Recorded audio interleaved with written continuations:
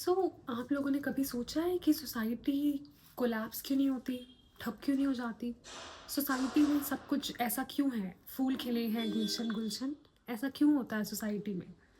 इस स्कूल के बारे में जो ये बोलता है कि सोसाइटी में हर जगह बस फूल ही फूल खिले हैं, this perspective is called as functionalism, यानी कि कार्यात्मक दृष्टिकोण, जिसके बारे में हम अभी बात करेंगे। फंक्शनलिज्म स्कूल ये बोलता है कि जो सोसाइटी है, आपने कुछ कीवर्ड्स याद रखने होते हैं हर स्कूल, जब मैं आपको बताऊंगी there are some keywords that you have to remember. Functionalism school कहता है सबसे पहले कि जो भी सोसाइटी है, हमारा समाज है, वो एक सिस्टम की तरह है। पहली बात, एक सिस्टम की तरह है जिसमें अलग अलग पार्ट्स हैं, बहुत सारे अलग अलग पार्ट्स हैं, जैसे एजुकेशन है, रिलीजन है, then we have law, we have family etcetera. बहुत सारे पार्ट्स हैं जो सारे के सारे एक साथ काम करते हैं ताकि सोसाइटी में स्टेबिलिटी बनी रहे, यानी कि हमारे समाज में स्थिरता बनी रहे, संतुलन बना रहे। इसीलिए सारे पार्ट्स एक दूसरे पर डिपेंडेंट यानी कि निर्भर होते हैं। पहली बात फंक्शनलिज्म स्कूल ये बोलता है, ठीक है।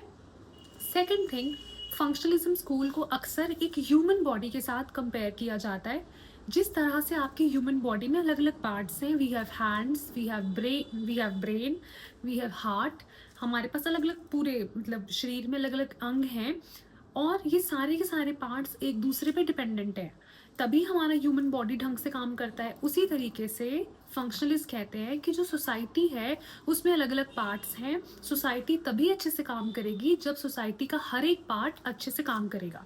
अगर किसी भी एक पार्ट ने अच्छे से काम नहीं किया तो सोसाइटी कोलैप्स हो जाएगी, ठीक है।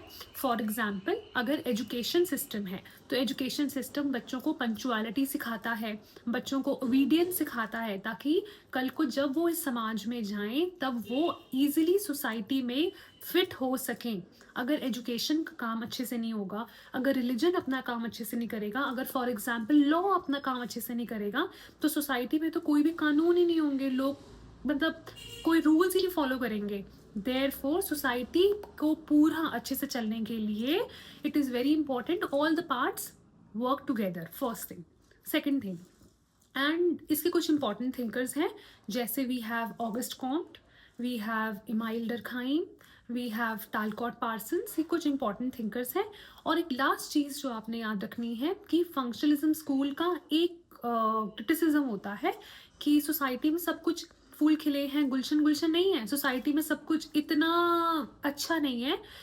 सोसाइटी में पब्लिक स्कूल्स भी हैं, सोसाइटी में प्राइवेट स्कूल्स भी हैं, कुछ लोग बहुत अमीर हैं, उनके पास बहुत कुछ है, कुछ लोग बहुत गरीब हैं, उन बेचारों को 2 वक्त की रोटी खाने के लिए भी इतना प्रॉब्लम, इतना सफरिंग्स फेस करनी पड़ती हैं। तो सोसाइटी में सब कुछ फंक्शनल कैसे हो सकता है? सोसाइटी में तो बहुत सारे पार्ट्स हैं, बहुत सारी प्रॉब्लम्स हैं, और इस स्कूल को हम बोलते हैं कॉन्फ्लिक्ट स्कूल, जो हम अपनी अगली वीडियो में डिस्कस करेंगे। एंड तब तक के लिए I hope you will remember this video. आपको इस वीडियो मतलब समझ आया होगा, और फिर भी अगर आपको कोई डाउट है तो you can always comment in the comment section and I will be happy to help.